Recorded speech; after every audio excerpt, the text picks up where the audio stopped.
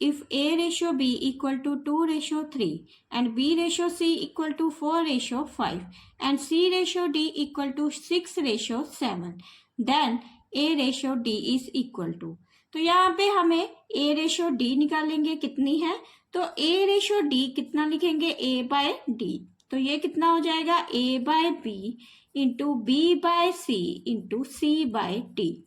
अगर हम तीनों को इंटू कर दें तो B के साथ B कैंसिल, C के साथ C कैंसिल, तो क्या बचा A by D।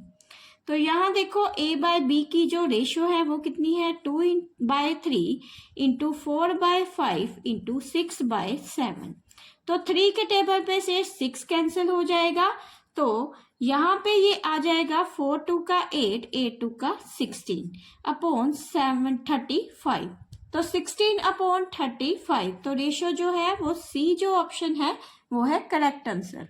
A ratio B equal to 5:7 and B ratio C equal to 6:11, then A ratio B ratio C is, तो यहाँ पे A by B का रेशियो दिया है और B by C का रेशियो दिया हुआ है, तो हम क्या फाइंड करेंगे A ratio B ratio C किसकी इक्वल है। तो इस सम को मैं दो मेथड से सॉल्व करूंगी। पहला है यहाँ लिखा A by B, तो इसको हम लिख देंगे 5:7, तो यहाँ पे देखो B रेशियो C है, तो ये लिखा था A रेशियो B, तो दूसरा क्या है B ratio C equal to 6:11, तो इसको हम ऐसे लिख देंगे, ये A है, A की वैल्यू A 5, B कितना दिया है यहाँ पे 7, तो यहाँ पे B कितना दिया है 6 और ये C कितना दिया है यहाँ पे 11, तो मैंने इसको लिख लिया ABC 5, A का रेशियो, B का रेशियो 7 और नीचे था B का रेशियो कितना दिया है 6 और C का कितना है 11, तो इसके जो सामने वाली टर्म है यहाँ पे कुछ नहीं लिखा, तो यही नंबर लिख लेंगे, 6 है तो 6 ही लिख देंगे यहाँ पे, ऐसे ही यहाँ पे कोई नंबर नहीं है, तो इस रो में जो नंबर 7 है 7 ही यहाँ पे लिख देंगे, तो 6 5 का कितना हो गया 30, 7 6 का 42, 7 11 का 77, तो जो ऑप्शन करेक्ट है वो है बी ऑप्शन।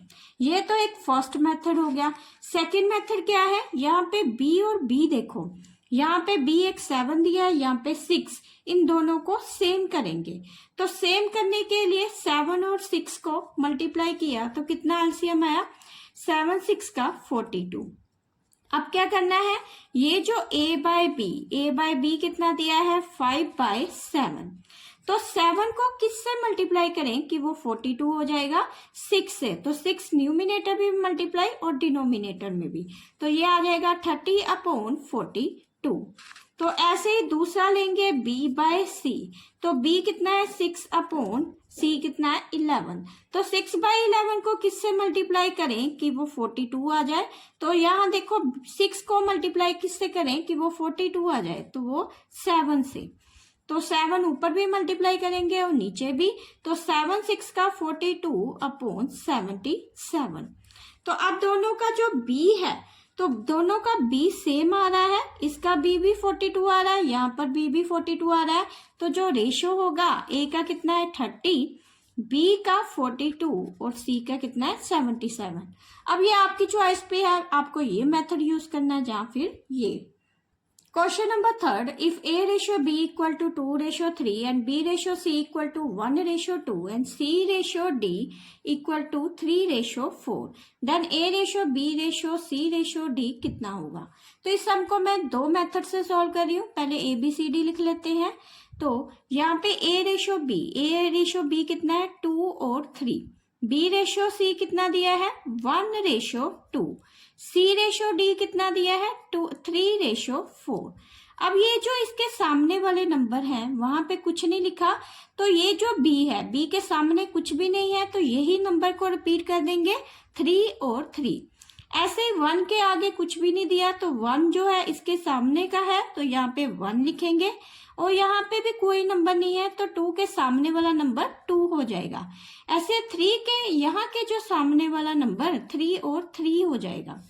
इसको मल्टीप्लाई करेंगे तो 3 2 का 6, 9 9 2 का 18, 4 2 का 8, 8 3 का 24। अगर तो ये कैंसिल हो रहा है, कैंसिल कर देंगे। 3 के टेबल पे कैंसिल हो रहा है। 3 2 का 6, 3 3 का 9, 3 6 का 8, 3 8 का 24।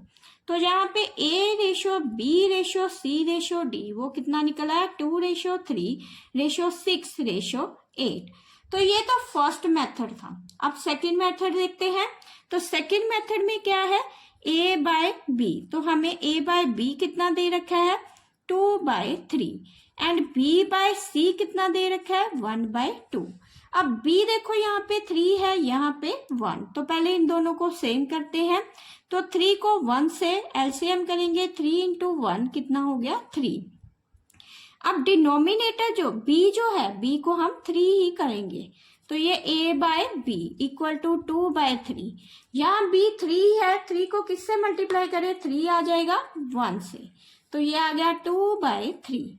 ऐसे ही B/C इक्वल टू 1/2। अब B जो 1 है, 1 को किससे मल्टीप्लाई करें? 3 आएगा 3 से। तो 3 × 3, 3 1 का 3, 3 2 का 6। तो यहाँ देखो दोनों B हो गए। अब जो B/C है, अब ये लेंगे 3/6। एंड C/D वो कितना दिया हुआ है? 3/4। अब यहाँ देखो C की वैल्यू 6 दी है, यहाँ पे C की वैल्यू 3 दी हुई है। तो ये दोनों ही वैल्यू डिफरेंट है। 3 और 6 का एलसीएम लेंगे।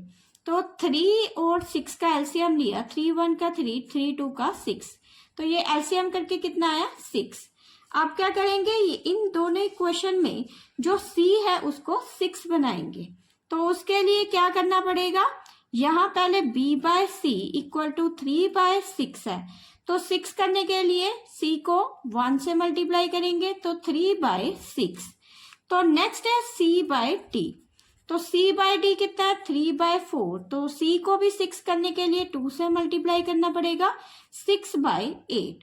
अब ये है A/B और B/C मैंने ये निकाला है और C/D क्या है? 6/8। अब जो रेशो आ रहा है इसका, तो ये देखो 2/3 रेशो 3/6 रेशो यहाँ कितना है? 3/4 6/8। तो ये क्या? ये जो है ये A की वैल्यू है। A का रेशो कितना आ गया? 2। B का रेशो यहाँ पे कितना है? 3। C का रेशो कितना है? 6। और D का रेशो कितना है? 8। तो आंसर कितना आ गया? 2:3:6:D। अब आपकी चॉइस पे आपको ये मेथड यूज करना है या फिर ये।